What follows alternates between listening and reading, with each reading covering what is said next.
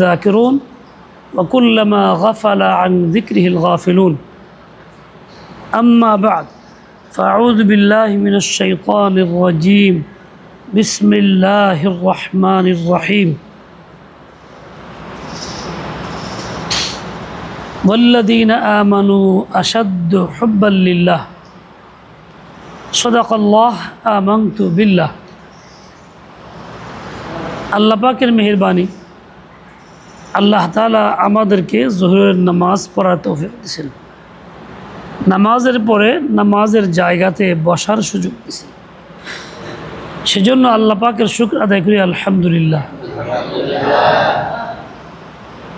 যোহরের নামাজ 4 রাকাত ফরজ, সুন্নত তার সাথে আগে বেড়ে আছে 6 রাকাত। 5 ওয়াক্ত ফরজ নামাজ কত রাকাত হয়? 17 রাকাত। সবাই সন্দেহান, কি জানি কি জবাব দেব। নিজে নামাজ পড়ি, কয় ওয়াক্ত ফরজ কয় রাকাত তাও জানি না। চর্চা হওয়া দরকার। 5 ওয়াক্তে ফরজ কয় রাকাত? জোরে বলি সবাই, বেশ ভালো। সুন্নতে মুআক্কাদা 5 ওয়াক্তে আছে 12 রাকাত। ফরজ বেশি না সুন্নত বেশি? এই সুন্নতে মুআক্কাদার যিনি আদায় করবেন তার জন্য আল্লাহ তাআলা জান্নাতে ঘর বরাদ্দ করবেন। সুন্নতে মুআক্কাদা নামাজ আদায় করলে যদি ঘর মিলে জান্নাতে, তাই ফরজ আদায় করলে কি কম মিলবে না আরও বেশি মিলবে? সুন্নতের চাইতে ফরজের বিনিময় অনেক বেশি, সওয়াবও অনেক বেশি, লাভও অনেক বেশি। আল্লাহ তাআলা সবচাইতে বেশি খুশি হন কোন কাজে? বলে বান্দার উপরে যে কাজ আল্লাহ ফরজ করছেন ওই কাজ আদায় করলে আল্লাহ সবচেয়ে বেশি খুশি হন। এক হাদিসে কুদসির মধ্যে আছে, হযরতে আবু হুরায়রা থেকে বর্ণিত, রাসূল আকরাম সাল্লাল্লাহু আলাইহি ওয়াসাল্লাম বলেন যে বান্দার উপরে যে ফরজ আল্লাহ করছেন সেই ফরজ আদায় করার দ্বারা সে আল্লাহর কাছে সবচেয়ে বেশি প্রিয় হয়। এরপরে অতিরিক্ত কাম, নফল, সুন্নত ইত্যাদি এগুলি আদায় করলে আল্লাহ তাআলার নৈকট্য লাভ করে বান্দা এগুলি দ্বারা। আগে ফরজ পূর্ণ করে এবার নফলগুলি করে। এক পর্যায়ে এমন হয় হাত্তা আহবাবতুহু, আল্লাহ বলে যে আমি বান্দাকে ভালোবাসি। শুধু নফলের কারণে নয়, ফরজের কারণে, তার সাথে অতিরিক্ত নফল করলে। এমন ভালোবাসি যে আমি বান্দার হাত হয়ে যাই যা দিয়ে সে ধরে, পাও হয়ে যায় যা দিয়ে সে চলে, কান হয়ে যা দিয়ে সে শুনে। তার মানে কি আবার হাত পাও সব কি আল্লাহ হয়ে যায় না? হাত পাও সব কিছু আল্লাহ পাকের মর্জি মতো চলে, এর বাইরে আর চলে না। আল্লাহর মর্জির পথেই হাত চলে, পাও চলে, সব কিছু চলে, ব্যতিক্রম হয় না। বান্দা যখন আল্লাহর মাহবুব হয়, আল্লাহ যখন বান্দাকে ভালোবাসে, তখন তার অবস্থা এই হয়, তার কোনো কিছুই আল্লাহ পাকের মর্জির খেলাফ হয় না। আমরা যারা আছি কি আমাদের সকল কাজ কি আল্লাহর মর্জি মতো হয় না উল্টাও হয়? উল্টাও হয়। তার মানে হইল যে আমি ফরজ ঠিক মতো আদায় করি না, ফরজের পর নফলের গুরুত্ব আমার মধ্যে নাই, আমি আল্লাহর নৈকট্য লাভ করতে পারি নাই, যার জন্য সকল কাজগুলি আল্লাহর মর্জি মতো হয় না। আল্লাহ তাআলা আমাদেরকে পাঠাইছেন দুনিয়াতে কিছুদিন থাকার জন্য। কিছুদিন কত? মাতাউন দুনিয়া কলিল, আমার হায়াতুদ দুনিয়া ইল্লা মাতা। দুনিয়ার জীবনটা মাতা। মাতা কি? মাথা অর্থ হইল সামান্য অল্প সময়ে উপকৃত হওয়া যায় এমন জিনিস। এর উপকারিতা খুব সামান্য, কয়েকদিন মাত্র উপকার পাওয়া যায়, তার নাম মাথা। এমনকি আগে তো ছিল এরকম, আমাদের মা বোনরা মাঝি চুলায় পাকাইতো পাতা পোতা দিয়া, নাড়াচাড়া দিয়া, খুব কালিবালি ছড়ায় যেত গা, দেখছি সব জায়গার মধ্যে। তখন পাতের ফেসটা একত্র করিয়া পানির মধ্যে ভিজে দেখছি মুছতো, কান্দা মুছতো, চতুর্দিকে বেঁকে বোকা সব মুছতো, পরিষ্কার করতো, পরিচ্ছন্ন করতো। এর নাম কি? গ্রাম্য ভাষার নুইছানি, একটু ভালোবাসার লুসনি। আজকাল আর পাতের ওই প্রচলনও নাই, ফেসটাও পাওয়া যায় না, এখন কিনতে লুসনি পাওয়া যায়। ওই যে দিয়ে মুছে পরিষ্কার করে, কিন্তু কয় বছর ব্যবহার করা যায় একটা পাটের ফেসটা? 2-4-5 বছর যায়, কয়েকদিন পরেই ফালাই দেওয়ার লাগে। এই যে কয়েকদিন ব্যবহার করে ফালাই দিল, এটার নাম হলো মাথা। এটার নাম কি? মাথা। আল্লাহ বলছেন পুরা দুনিয়ার জিন্দেগিটা তোমাদের জন্য মাথা বানাইছি, সামান্য অল্প সময়ে ফায়দার জন্য বানাইছি। তাহলে কি হাসিল করবা কোনটা? যেটা চিরস্থায়ী এবং তোমার জন্য কল্যাণই কল্যাণ, ওয়াল আখিরাতু খায়রুন লিমান ইত্তাকা, ওইটা হাসিল করবা। আল্লাহ পাক দুনিয়াতে পাঠাইছেন আমাদেরকে, কিন্তু পাঠাইছেন তো আমার ইচ্ছা মতে না, আল্লাহর ইচ্ছা মতো। যাকে যেই সময়ে, যেই বছরে, যেই মাসের, যেই দিনে চাইছেন তাকে পাঠাইছেন। যাকে ইচ্ছা সৌদি আরবে, যাকে ইচ্ছা বাংলাদেশে, যাকে ইচ্ছা ইরানে, পাকিস্তানে পাঠিয়েছেন। আমি এই কথা বলতে পারতেছি না আল্লাহ আমার এই না জন্ম দিল না কেন, সৌদি আরব পাঠালো না কেন, আরামে থাকতাম, তা বলতে পারতেছি না। কেন? এখানে আমার কোনো এখতিয়ার নাই, সম্পূর্ণ আল্লাহর এখতিয়ার। আল্লাহ পাক যেমন চাইছেন তেমনটা করছেন, এখানে কোনো রকম আপত্তি করার সুযোগও। আবার আল্লাহ তাআলা দুনিয়ার থেকে কয়েকদিন পরে নিয়েও যাবেন, মাথা শেষ হয়ে গেলে নিয়ে যাবেন। তখনও কিন্তু আমার মর্জি মতো যেতে পারব না, মনে চায় যে আর 5 বছর পরে যাই, তা হবে না। আল্লাহ হয়তো এখন নিয়ে যাবেন কারা মনে চায় দেরি আছে, মাত্র 60-90 বছর তো বাঁচুম, তারপরে যামুগা। দেখা গেল হ্যাঁ যেদিন মনে করছে তারপরের দিন মরে গেছে। বাংলাদেশে একজন বড় শিক্ষিত ছিল, শিক্ষাবিদ, ডক্টর দীন মোহাম্মদ। আগের দিন তার জন্ম দিন পালন করছে, পরের দিন মরে গেছে। পত্রিকা আসছিল, জন্মদিন পালন করছে, আনন্দ করছে, সব আপনজনরা সবাই মিলে দিলা। আমি যাবি খ্রিস্টানি তরিকাতে করে।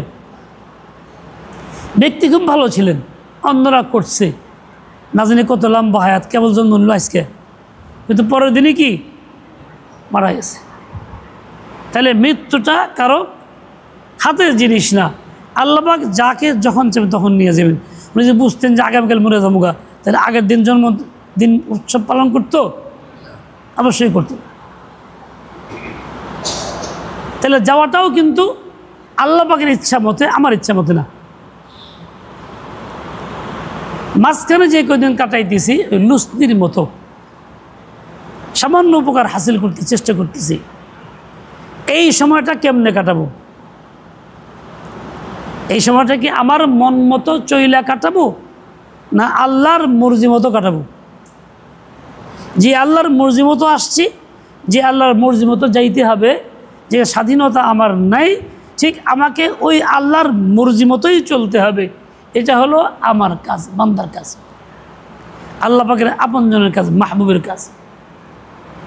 যে সময়টা আল্লাহর মর্জি মতো কাটায়, নিজের ইচ্ছা স্বাধীন মতো কাটায় না, সেই হলো আল্লাহর মাহবুব বান্দা, সে হলো আল্লাহর প্রিয় বান্দা, আল্লাহর প্রিয় বান্দি।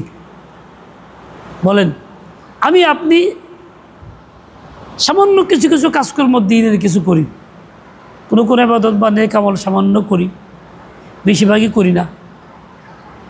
কোরআনে পাকে 500 হুকুম আছে, দুনিয়ার সব আলেমরাই জানে, কিন্তু 500 হুকুমের মধ্যে কয়টা পালন করি? না ধরলাম 5টা, বাকি 495টা হুকুম আমি পালন করি না, আমার জীবনে নাই। নাই তো নাই, এই যে নাই পালন করছি না, করতে পারতেছি না, এর জন্য কোনো আক্ষেপ অনুশোচনাও নেই, আক্ষেপ অনুশোচনাও নাই। মানুষ পারে না, অপারগ হলে আক্ষেপ করে, তার একটা মূল্য আছে। গুনাহগার ব্যক্তি গুনাহ করে ফেলছে, শয়তানের ধোঁকায় পড়ে কন্ট্রোল করতে পারে না, সে আল্লাহর কাছে আফসোস করে, তওবা করে, কান্নাকাটি করতে মূল্যায়ন আছে। তার মূল্যায়ন কীরকম? আল্লাহ পাক গুনাহকে মাফ করবেনই, তাকে মাহবুব বানায় নেবেন। এরকমই বান্দা যখন নিজের অপরাধটা বুঝা সেই মোতাবেক চলে, ছাড়ার চেষ্টা করে, কান্নাকাটি করে, আক্ষেপ করে, সে আল্লাহর মাহবুব। আর যে বান্দা এ চিন্তাও করে না, ভ্রুক্ষেপও করে না, কল্পনাও করে না, পরিকল্পনা কোনো কিছুই করে না, যেমনটা তেমনি আছে, তার অবস্থা এই হয়, সে আল্লাহর মাহবুব হইতে পারে না, ঘনিষ্ঠজন হইতে পারে না। যাই হোক, আমার আপনার আশাটা আমার ইচ্ছা মতে না, আল্লাহর ইচ্ছে মতে, যাওয়াটা আমার ইচ্ছা মতে না, আল্লাহর ইচ্ছা মতে। সুতরাং মাঝখানে যে কয়টা দিন কাটাও মাথা বা লুসনি হিসেবে, সেই কয়দিন যেন আল্লাহর মর্জি মতো কাটাই, এর বাইরে না চলি। দেখেন, গরুর হাটে গেলে ট্যাক্স দেওয়া লাগে কিনা? লাগে। কোরবানি জন্তু কিনতে গেলে ট্যাক্স দেয় কিনা? মুখ দিয়া কন এরকম করেন গা। রাস্তা গেলে ট্যাক্স দেওয়া লাগে কিনা? বাজারে অন্য কোনো মাল বেচা কেনা হলে ট্যাক্স দেওয়া লাগে কিনা? ইসলাম বলে বাজার উন্মুক্ত, নদীর ঘাট উন্মুক্ত, রাস্তা উন্মুক্ত, কোনো ট্যাক্স লাগবে না, ট্যাক্স ছাড়া চলবে জনগণের ফায়দার জন্য। কিন্তু আমাদের জীবনের এই সকল ক্ষেত্রে ট্যাক্স আছে না? নাই। তাহলে আমি চলতেছি কি আমার মর্জি মতো চলতেছি না আল্লাহর মর্জি মতো? কেমনে? আল্লাহর মর্জি বলতে ট্যাক্স ফ্রি থাকতাম, এই যে হুজুর আন্দাজে করে দিল একটা, না বুঝছেই? তাহলে আমি চলতেছি কার মর্জি মতো? নিজের মর্জি মতো, শয়তানের বানানো আইনে, কুফুরি আইনে, প্রচলিত আইনে, আল্লাহর মর্জি মতো না চলতেছি না। আবার কই, নদীর ঘাট উন্মুক্ত, এটা হলো ইসলামী বিধান, এটা হলো আল্লাহর মর্জি। রাস্তাঘাট উন্মুক্ত, এটা হলো আল্লাহর মর্জি। বাজারঘাট উন্মুক্ত, যে কেউ যাবে, বেচাকেনি করবে, চলে আসবে, এটা হলো আল্লাহর মর্জি। আমি চলতেছি কি আল্লাহর মর্জিতে? ট্যাক্স দেই নেই নাকি নেই না? দেই না। তাহলে আমি আল্লাহর মর্জি মতো চলি না, চলি আমার মর্জি মতো। নাম হইল আল্লাহর মর্জি মতো চলতেছি। এ ভাই ঘুমায় নাকি? হ্যাঁ, ক্লান্ত, ঘুমায় পড়ছেন, কাজ বেশি করছেন আজকে মনে হয়, কিন্তু ক্লান্ত কে তাহলে? সে এতক্ষণ চোখ লাল হয়ে গেছে, এমন ঘুম ধরছে, আমারও ধরবো আপনার দিককে। আচ্ছা, আমরা এখানে মাশাআল্লাহ আসলামদার দিনদার আলম ওলামা সবই ছাত্র তালবা আছে। বলেন দেখি, সমাজের মধ্যে বিবাহ কারো ভেঙে গেলে, তালাকটা দিয়ে ফেললে, তখন কী কথা উচ্চারিত হয়? মুখের তালাক, তালাক না, এই কথা বলা হয় কি না?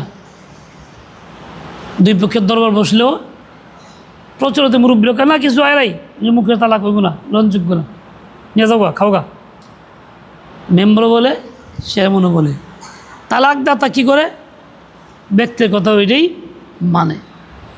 আল্লাহ তাআলা কোরআনে পাকে হুকুম দিয়েছেন মুখের তালাক, তালাক। সুন্নাতে এটা আছে মুখের তালাক, তালাক। ইসলাম বলে মুখের তালাক, তালাক। আর আমরা সমাজে প্রচলন করছে কি? মুখের তালাক, তালাক দেয়। এইটা রেওয়াজ হয়েছে, মানতেছি, আলোচনা হইতেছে। তাহলে কি আল্লাহর মর্জি মতো চলতেছি না নিজের নফসের ধোকায় চলতেছি? জুড়ে গান দাবি হলো আল্লাহর মর্জি মতো চলতেছি। নাকি? বিয়ে শাদীর মধ্যে বাপ মেয়েরে বিয়ে দিতে পারবে না, চাইলেও না। বয়স হলো 18, ছেলে বয়স হলো 22। প্রচলিত আইনে, কুফুরি আইনে, খ্রিস্টানি আইনে, ওই আইনে আমাদের সমাজ রাষ্ট্রীয় ব্যবস্থা চলতেছে। আমি বিয়ে দেওয়া গেলে বাধা, এই জন্য 18 বছর দেখানো লাগবে জন্ম নিবন্ধনের মাধ্যমে। বলে 18 বছর তো আইনে বিয়ে দেওয়ার দরকার, কোর্টে যাও, নোটারি পাবলিক করস, বয়স বদলাও, সার্টিফিকেট লাও যে আমার মেয়ের বয়স এত, জন্ম থেকে আগে 3 বছর আগে দিয়া। এসব কি সত্য না মিথ্যা? এসব কাজগুলি কি সব মিথ্যা মিথ্যি।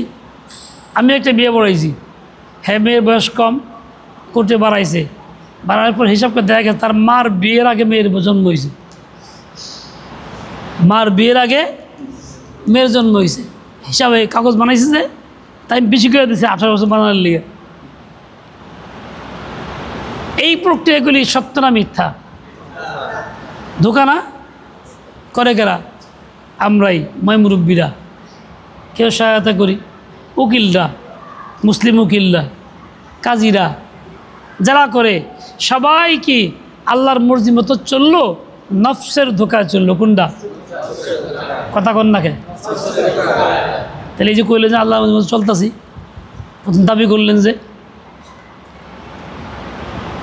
আমরা তৃপ্ত, হ্যাঁ আল্লাহর মর্জি মতো চলতেছি, সব কম ঠিক আছে, নামাজ রোজা করি, মসজিদে যাই, কিন্তু আসলে যে প্রত্যেকটা কাজের মধ্যে শয়তানের ধোকায় চলতেছি, আল্লাহর মর্জি মতো না, নফসের চাহিদা মতো চলতেছি, প্রচলিত কুফরি আইনে চলতেছি, এটা আমাদের ফিকিরে নাই। দেখেন আর একটু আগে বাড়েন, যখন বললো মুখের তালা তালাক না, তখন মীমাংসা করে দিল কি নিয়ে যাবো। সে এখন খাইতেছে, ভোগ করতেছে, স্বামী স্ত্রী ব্যবহার করতেছে, এটা কি হালাল না হারাম? হারাম ব্যবহার করতেছে, কিন্তু ধারণা কি হালাল, ধারণা কি হারামকে হালাল ধারণা করে ব্যবহার করলে ইমান থাকেনি। বুঝলে কন? তাহলে এই লোকটা কি হইতেছে? ইমান থেকে বের হয়ে যাচ্ছে। কি কারণে? আল্লাহর মর্জি মতো চলার কারণে না নফসের চাহিদা মতো চলার কারণে? এরকম 2-4টা ঘটনা আপনাদের জানা আছে? আমার জানা আছে অনেকটি। মুসলিমের সন্তান, মুসলিমের ঘরে জন্ম, ইসলামী তরিকে বিয়ে পড়াইছে, কবুল করছে, হিজাব করছে, বরধার্য করছে, কিন্তু এইভাবে তালাক দিয়ে সেইরা হারাম নিয়ে খাইতেছে, হালাল মনে কইরা বেঈমান হয়ে যেতেছে অনবরত। এই ঘটনা 1-2টা অনবরত আছে। তাহলে আমরা কইলাম যে একটু আগে আল্লাহর মর্জি মতো চলতেছি, কথা ঠিক না ঠিক? দাবি করলাম আল্লাহর মর্জি মতো চলি, এই দাবিটা কি সত্য না মিথ্যা? দাবিও করি মিথ্যা। শুধু তাই না, এই যে ঝামেলার মধ্যে আছি, এইগুলির থেকে কেমনে মুক্তি পাব, পরিত্রাণ কেমনে মিলবে, এই চিন্তাও আমাদের মধ্যে নাই। চলতেছি, নামাজ কালাম পড়ি, দেখা হয়, সালাম আদাব করি, মুসলমানের সঙ্গে মুরব্বী সম্মান করি, দাওয়াত দিলে দাওয়াত খাই, মিলাদ পড়ি, দোয়া করি, বাস না জানি কি হয়ে গেছি। কিন্তু মূলের গোড়ায় যে ইমান থাকতেছে না। হাজারো বাহ্যিক কাজ করলে কি হবে? কিছু মিলবে? একজনে যেমন মূল মাছ না কিনলে ফাও পায় না, আমরা মূলটা কিনতে চাই না, ইমান রক্ষা করতে চাইতেছি না, খালি ফাও তালাশ করতেছি, ইমান থাকতেছে না। আচ্ছা কেন থাকতেছে না? সহজ কথায় বলি, এই দেশে আল্লাহর আইন চলে না, সমাজে রাষ্ট্রে ইসলামী আইন যদি চলতো তাহলে 18 বছর বিয়া লাজেম হইতো, কথা কন না কেন? তাহলে কি 22 বছর এটা লাজেম হইতো? ইসলাম আইন চললে কী হইতো? উপযুক্ত বালেগা শরিয়াতে বিয়ে দিয়ে দাও, খালাস, এটা হইতো না? তাইলে একটা ইসলামী আইন, আল্লাহর শাসন ব্যবস্থা না চলার কারণে কেউ কাফির হয়ে যেতেছি, কেউ বেঈমান হইতেছি, কেউ হালাল হারাম মনে করি, কেউ হারামরে হালাল মনে করতেছি, এইভাবেই জিন্দগি বরবাদ হইতেছে। কি ঠিক না ঠিক কথাটা? কে কে ঠিক মনে করেন? এগুলো ঠিক মনে করেন কারা কারা? বুঝা করেন ঠিক মনে করেন? চাচা ঠিক মনে করেন? ওই চাচাও না, তাহলে হাত উঠান যেগুলো হলে দেখা আনতেছি, বুঝছেন আপনি, নামান। আচ্ছা, এই যে অবস্থাটা চলতেছে, আমরা চলতেছি বংশানুক্রমে পর্যায়ক্রমে চলতেছি, বাবা গেছে, দাদা গেছে, সবাই খুশি, মুখ বেরিয়ে মুন্সি, মুখের ছেলে, মুখ বড় আলেম, চলতেছে। কিন্তু বাস্তবে হাত দিয়ে দেখলে কি চলতেছে? দ্বিতীয় কথা বলি, বুঝে কথা কেন, কিন্তু বেতের নামাজ সুন্নত না ফরজ? জুড়ে কন কি আদায় করা লাগে কি লাগে না? কেউ যদি সময় আদায় না করে গাফলত করে পরে কাজা করতে হয়, একজন কেছে, বাকিরা কয় না, তা বাকিরা কাজা করে না, বোঝা গেল করতে হয় কাজা। ঈদের নামাজ সুন্নত, ফরজ, নফল? ঈদের নামাজ কি ব্যক্তি মিলে দল ধরে যাই, সারা বছর না পড়লেও ঈদের নামাজের বেলা একদম পাকা, আগের কাতারে মুসল্লি, বছর সেজদা না দিলেও। কেন? এটা ওয়াজিব, ওটা সময় মতো করা লাগে, সময় পার হয়ে গেলে আর করাও যায় না, পরের দিন আর ঈদের নামাজ থাকে না, নাকি? আদায় করি, না করতে বললে লোক মানুষ একে দোষী করে, এই লোকটা বেহায়া, কঠোর হয়ে গেছে গা, কাফের হয়ে গেছে গা, দিল কিরম শক্ত, দেখ ঈদের নামাজটাও বললো না, বলে কিনা মানুষে? আমগুলাকে মানুষ বলে, তার দুশ্চর্চা হয়, দোষারোপ করা হয়। কেন? মানুষ এটাকে ওয়াজিব মনে করে, বাস্তবেই ওয়াজিব। ঈদের নামাজ 6 তাকবীর দেওয়া হয়, ফরজ না ওয়াজিব? 6 তাকবীর ঈদের নামাজ দেওয়া হয়, ফরজ না ওয়াজিব? কেন ফরজ করেছে একজনে? দ্বীন-ই ইসলামের ইলম আমাদের কাছে নাই, আল্লাহর মর্জি মতো চলা দাবি করতেছি, এটা কি ফরজ না ওয়াজিব? কেউ যে ইচ্ছা কেউ তরক করে 6 তাকবীর, তাহলে তার নামাজ হইব নি? জুড়ে কন, হইব না। আচ্ছা, তাকবীর তাশরীক যা ঈদের আগে 5 দিন মিলে আগে পরে পড়া হয়েছে, ফরজ না ওয়াজিব? কথা কন না কেন? ওয়াজিব, আদায় করা হয়েছে। কেউ যে গাফলত করে তাহলে কাজা আছে, কাফারা আছে? নাই, বরং কি তার গুনাহ তার জিম্মায় থেকে গেল। কোরবানি করা ওয়াজিব সামর্থ্যবান ব্যক্তির উপরে, না করলে তার ঘাড়ে থাইকে যাবে, এটা রব্বানা আযলামনা দিয়ে মাফ হবে না, আল্লাহ মাফ চাই দিয়ে মাফ হবে না, আল্লাহ তওবা দিয়ে মাফ হবে না। কী করতে হবে? তার বিনিময়ে একটা কাজা কাফারা করতেই হবে। টাকা দিয়ে ছাগল কিনা গরিবকে দিতেই হবে। আচ্ছা, এরকম ওয়াজিব তো অনেক আছে, কিছু আছে কাজা আছে, কিছু কাজা নাই, আজীবন গুনাহ থাকতেছে। একটা ওয়াজিবের কথা আমি বলি আপনাদের সামনে, সেটা হলো এই, নিজের জীবনে সমাজে কেমনে আল্লাহর আইন শাসন চালু হয়, এই মেহনত করা, চেষ্টা চালানো প্রত্যেকের উপরে ওয়াজিব। কি আলেম কি গায়রে আলেম, কি বয়স্ক কি কম বয়সের, কি ছাত্র কি অছাত্র, প্রত্যেকের উপরে এই চেষ্টা মেহনত করা ওয়াজিব। এবং এই ওয়াজিবে কাজার নাই, কাফারাও নাই। সারা জিন্দেগি করলাম না, গাফলতে পড়ে থাকলাম, আল্লাহ মাফ করে দেন, এই কথা কইলে এটা কি হচ্ছে না? মাফ হইতেছে না। কাজাও নাই, কাফারাও নাই। কথা বুঝতে পারলেন কি না? সমাজে দেশে আল্লাহর আইন চালু কিভাবে হয়, এই ফিকির করা, মেহনত করা, চেষ্টা করা ওয়াজিব না ফরজ না নফল? কার উপরে ওয়াজিব? ইমাম সাহেবের 1 লাখ মসজিদের উপরে? কার উপরে? মাদ্রাসার মুতামিমের উপরে? কার উপরে? প্রত্যেক মুসলমানের উপরে ওয়াজিব। প্রত্যেক এই ওয়াজিব আদায় করতেছি আমরা। কথা জুড়ে কন, যা কর বুঝে কইন, আদায় করতেছি? করতেছি না। এই যে ওয়াজিবটা আদায় করলাম না, কোনো আক্ষেপ আছে? কোনো সূচনা আছে? চর্চা আছে? এমন বলাই বলছি যে কিছুই না। কথা ঠিক কিনা? মানুষ যখন গুনাহকে গুনাহ মনে না করে, ওয়াজিবকে ওয়াজিব মনে না করে, ফরজকে ফরজ মনে না করে, স্তর ঠিক না রাখে, তখন ইমান থাকেনি। কেন? আমরা পাক্কা মুমিন, কালিমার দাওয়াত দেই, ওয়াজ করি, নসিহত করি, মানুষের কাছে যাই, বিরাট বড় মাজমা করি না? কিন্তু ওয়াজিবটা ভুলেই গেছি। এখন কোন আমাদের অবস্থা কি? আমরা কি সত্যি আল্লাহর মর্জি মতো চলতেছি? যেরকম চলতেছি, চলতে হবে না বেরিয়ে চলে যাবো দূর থেকে? তাহলে আল্লাহর মর্যাদা চলবেন কেরা কেরা? সত্য কথা কইন, আমার দেখেন না, আল্লাহ দেখে নামান। তাহলে কী করা লাগবো?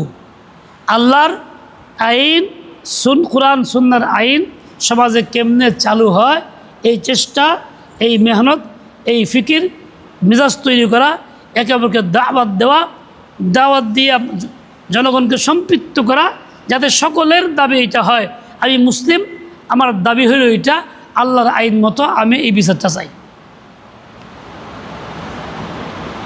এটা করা ওয়াজিব। কেনা কেনা করবেন? কেনা কেনা করবেন? এই ওয়াজিবটা কে কে আদায় করবেন? না ঘুমায় থাকবেন? তুই অর্ধেক ভালো করে ওঠা, এরকম করছিস, আদায় করবেন তো? চাচার আদায় করবো না, ওনার দরকার নাই, নামান। আল্লাহ তৌফিক দেয় আমাকে সবাইকে। এবার আরেকটা কথা কই, আল্লাহর মর্জিমত কিরম চলা চলি দেখেন। আমরা রাগ করবেন না তো কেউ? রাগ করলেও কিছু করার নেই, তাও কম। এলাকায় কোনো খুন খারাপি দুর্ঘটনা ঘটলে মানুষ, জনগণ মিছিল করে, ব্যানার বানায়, ফেস্টুন দেয়, পোস্টার দেয়, উমুকের ফাঁসি চাই, উমুকের বিচার চাই, উমুক খুনির বিচার চাই, ফাঁসি চাই, বলে কি না? লেখে কি না? পোস্টারে আবার গলার মধ্যে ফাঁসি আকার একটা বানায় দেয়, দেখছেন কেউ কোনো দিন? ফাঁসি কি ইসলাম না কুফুর? জুড়ে কন, ইসলামে কোনো ফাঁসি ফুসি নেই। আমরা দাবি করতেছি ফাঁসির, তাহলে ইসলামের দাবি করলাম না কুফুরের দাবি করলাম? একজন মুসলমান নিজেকে মুসলিম মনে করে দাবি করে কুফুরের, তার ইমান আসেনি? কথা কয় না, এই কথা কন না কেঁচা ছাড়া, বোঝার চেষ্টা করেন। এখন বুঝবেন না কিল লেগা, পচা দুধ খাইতে খাইতে এখন উজা হয়ে গেছে ভালো। ওই উমুক শীষ তুমুক শীষ, ধমনিরপেক্ষতা, সকল ক্ষমতা উৎস জনগণ, এগুলি শুনতে শুনতে এখন মেজা হয়ে গেছে ওইটা। ইসলামের কথা করলে এটা ইসলাম নয়, রাজনীতি। এই যে কুফুরের দাবি করতেছি, দাবিটাই হলো কুফুরের, চাইতেছি কুফুর। কুফুরের সমর্থন করলে, কুফুর দাবি করলে তার ইমান থাকে না। ইমান যদিও কালিমা বলে লা ইলাহা ইল্লাল্লাহ মুখ দিয়ে করতেছে, মুনাফিক তো ঠিকই পড়তো, ইমান আসলে মুনাফিক কম পড়তো? মুনাফিক কইতো না লা ইলাহা ইল্লাল্লাহ? কইতো কি না? হুজুরের যুগে মুনাফিক কালিমাটা পড়তো কি পড়তো না? শুধু তাই না, কোরআনে পাকে আছে, বলতো আশহাদু আন্নাকা রাসূলুল্লাহ, ডাইরেক্ট এই কথা আছে। তাহলে এই কথা কইলে কি ইমান হয়? তাইলে তো অগো ইমান হইতো আগে, এই কথা কইলে ইমান হয় না। এই কথা কওয়ার সাথে বাস্তবে এরকম কুফুর থেকে, কুফুরের কাছ থেকে, সমর্থন থেকে মুক্ত হইয়া সমাজে, দেশে কিভাবে আল্লাহ তাআলার আইন চালু হয়, এই মেহনত করা সবার জন্য কর্তব্য। এই কর্তব্য যিনি করবেন না, তার কাজাও নাই, কাফাও নাই, আজীবন গুনাহ লয়ে যাইবেন দুনিয়ার থেকে। তখন ইমান নিয়ে যাওয়া যাবে কিনা এই তো সন্দেহ। এখন কোন ইমান নিয়ে যাইতে চাই, ইমান নিয়ে বাঁচতে চাই, ইমান নিয়ে মরতে চাই, সবাই বলি ইমান হলো সবার আগে। জোরে জোরে কও, ইমান থাকলে যাব বাগে। বাগে মানে বাগানে, জান্নাতে। ইমান হলো সবার আগে, ইমান থাকলে যাব বাগে, বাগানে যাব, আর না থাকলে কই যাব? যার নামে। তাহলে আমাকে ইমান নিয়ে বাঁচতে হবে, ইমান নিয়ে মরতে। বলো, বাঁচার মতো বাঁচতে চাই, ইমান নিয়ে বাঁচতে চাই, মরার মতো মরতে চাই, ইমান নিয়ে মরতে চাই। দাবি করলে খেলে এবো না, কাম করানো লাগবো। বাঁচার মতো বাঁচতে চাই, তারপরে কি? ইমান নিয়ে বাঁচতে, মরার মতো মরতে চাই, তারপরে কি? ইমান নিয়ে মরতে চাই। ইমান হইল সবার আগে। ইমান থাকলে বাগানে যে অবস্থা কেরা কেরা, মাশাআল্লাহ, নামান। তাহলে ইনশাআল্লাহ তাআলা আমরা সকলেই মিলে এই চেষ্টা, এই মেহনতটা করবো তো ইনশাআল্লাহ। মহারাজ মামুনুল হক সাহেব আপনাকে এই আহ্বান করে দাওয়াত দেয়, তো চিনেন সবাই, নামটা শুনছেন, এর লেগে ওই নামটা গেলে আগে আমরা ওই দাওয়াত দিই। আজীবন পর্যন্ত ওইভাবে মেহনত করে আসতেছি, অনেক বছর ধরে। কিন্তু আমরা সমাজকে এখনও বুঝাইতে পাই নাই। কেন পাই নাই? সমাজ সবাই ওই পচা দুধ খাইতে খাইতে শেষ।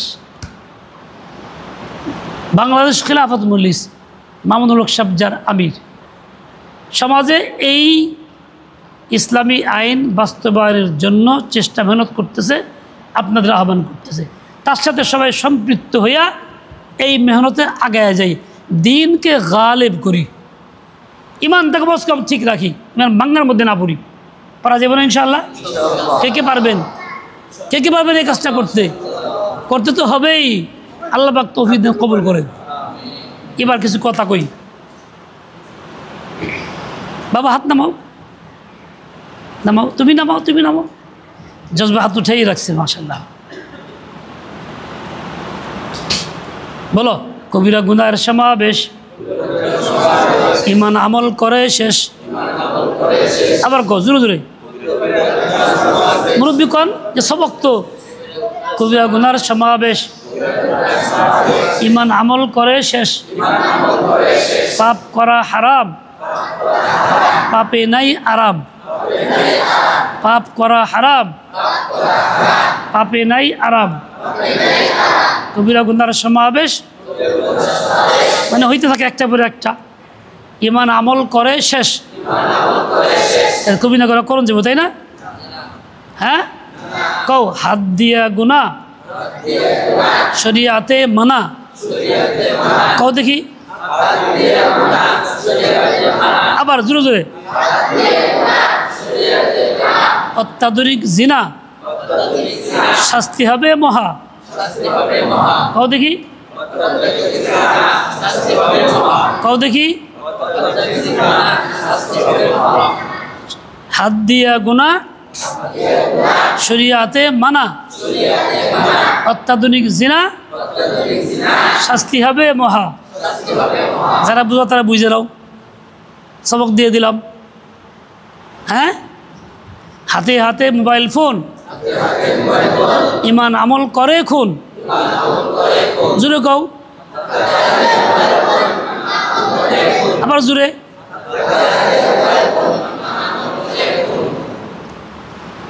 দেখতে মোবাইল ফোন, নেক আমলে ধরছে ঘুন।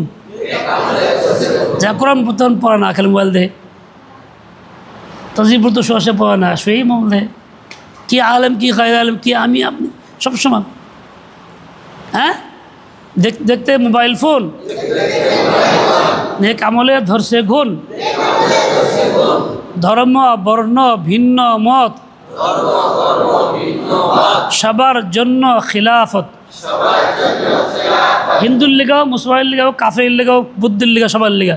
জুড়ে কও, ধর্ম বর্ণ ভিন্ন মত, সবার জন্য খিলাফত। জুড়ে কও। ভাত খাওয়া হয় নাই মনে দুপুরে আজকে, ভাবটা এরকম লাগে। আবার জুড়ে কও।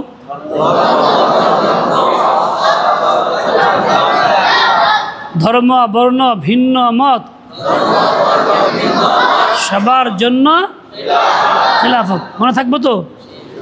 আল্লাহ পাক আমাদের সহি বুঝ দেন, আমলের তৌফিক দান করেন। এই কুফুরি কাছ থেকে, কুফুরের সমর্থন থেকে বাঁচাইয়া ইমান নিয়ে বাঁচার, ইমান নিয়ে থাকার, ইমান নিয়ে মৌতের তৌফিক নসিব করেন। শর্ত হইল চেষ্টা চালাইয়া যাওয়া, একেবারে বলা, দাওয়াত দেওয়া, মেহনত করা, মানসিক পরিবর্তন ঘটানো, মেজাজ তৈরি করা। সে তো বুঝেই না কোনটা কুফুরি, কোনটা ছাড়া লাগে বুঝেই না। এই অবস্থা হয়ে গেছি আমরা। আল্লাহ পাক আমাদেরকে সহি বুঝ দান করেন, আমলের তৌফিক দান করেন।